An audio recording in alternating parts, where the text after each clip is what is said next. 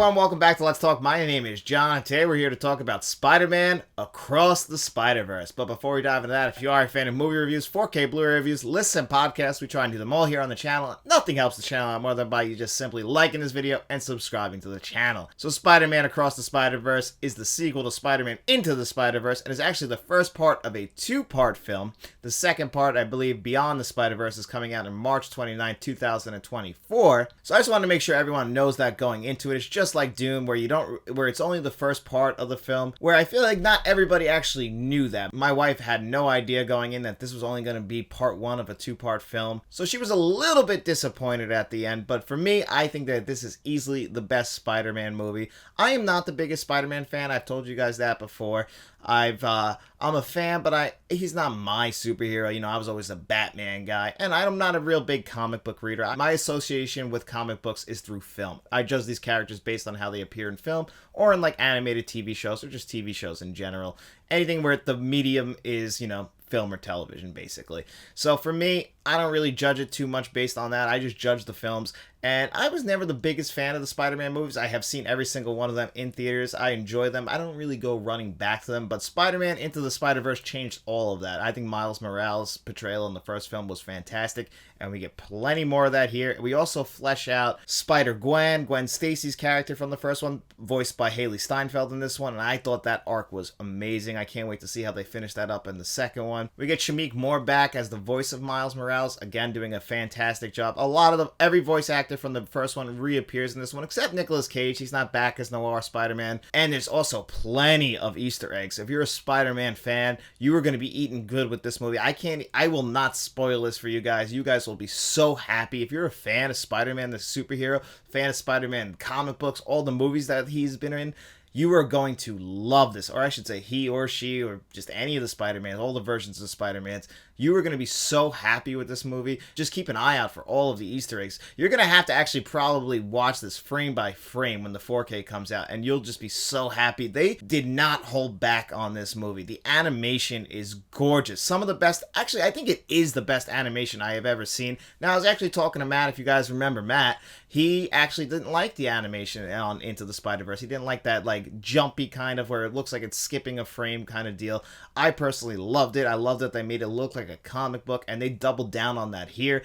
Every world that they visit, because it is a multiverse film, is beautiful, has a different kind of animation style. It works. Each character almost has their own type of animation style, and it just looks fantastic on your screen. I mean, there's stuff in this movie that you could just take a picture of and put it on your wall, and it will look incredible. I mean, the colors just pop off the screen. I saw this in Dolby Cinemas, and I was just blown away by the beauty of this picture. But I did get a little bit in the weeds there, because this movie does follow Miles Morales again, and he has to deal with another multiverse issue, where there's been another rip in the multiverse, and now he has to go in there with the help of many other Spider-Mans again and close that up. And we get plenty of new characters that didn't appear in the first one, including Spider-Man 2099, voiced by Oscar Isaac, who I think was actually the best voice actor in this film. He has to portray a lot of emotion, a lot of anger, and I think as a voice actor, he does an incredible job.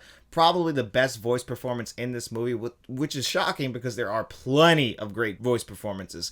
Being a voice actor, you know, it's a very underrated art. You know, you have to act just against the microphone, and to portray emotion like they do in this movie. Again, Mahershala Ali is back. There is just, I can't even list to you how many voice actors appear in this movie. And they're not just voice actors. They're obviously live action actors too. You know, you get Brian Tyree Henry in here doing a voice, Andy Samberg, Issa Rae, just so many great actors that you will recognize their faces doing some great voice work in here. Just like the first one, this is a very funny movie, but it's got a heart to it, and the heart, I think, really does help to elevate it above all other Spider-Man movies.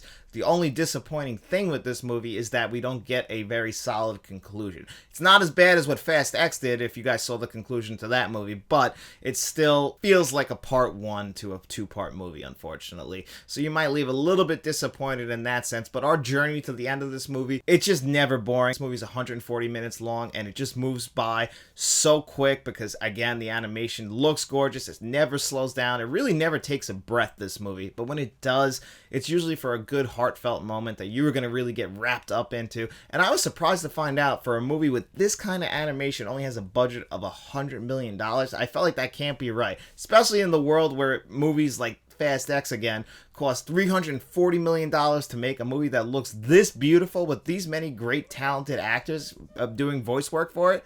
I was blown away by it. I mean, this is easily one of the best films of the year, but it's just kind of hard to judge it because we don't get that satisfying conclusion that we all hope for. We have to wait till next year. And if that doesn't stick the landing, it's definitely going to have a negative effect on this film. So for me, it's hard to give this movie a perfect score and say it's the best movie of the year. But if I was going to give this movie a score out of 10, I would still give it a really solid 9.5 out of 10. I had a great time in the theaters. I can't wait to get my hands on that 4K when it comes out. This is a Sony and Columbia Pictures kind of film, so you know that that 4K is going to be one of the best, just like the original Into the Spider-Verse 4K is. So I cannot wait to get my hands on that. But anyway, guys, thank you so much for being here with me on another episode of Let's Talk. I hope you enjoyed it. And if you did, feel free to hit that like button and maybe subscribe to the channel. And then after you're done doing all of that, go find all of your Spider-Man friends and tell them about us. We'll be seeing you around.